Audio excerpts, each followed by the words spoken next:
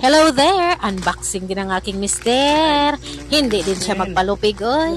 Ito nga pala ang bagong bisyo ng aking asawa ngayon, ang mamili ng mga tools. Ang sabi ko kasi sa kanya, papalitan na namin yung canopy namin doon sa aming tindahan. Ang sabi niya kung iba ang magagawa, mahal po talaga ang labor.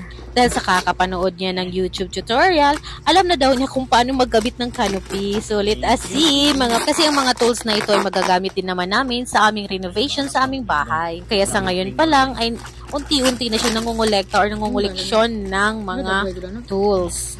Para daw hindi na kami mag-labor. O kung may aayusin man, ikaya niya kasi may tools siya. Wala siyang karanasan sa pagkakarpentero pero sabi nga niya, ang lahat ay natututunan. Sa kakapanood niya ng mga tutorial ay nalaman niya itong mga tools na ito. Meron na siyang pamputol ng bakal, meron na siyang pamputol ng kung ano-ano, meron siyang mga rivets. Ang kulang na lang daw niya ay pang-welding.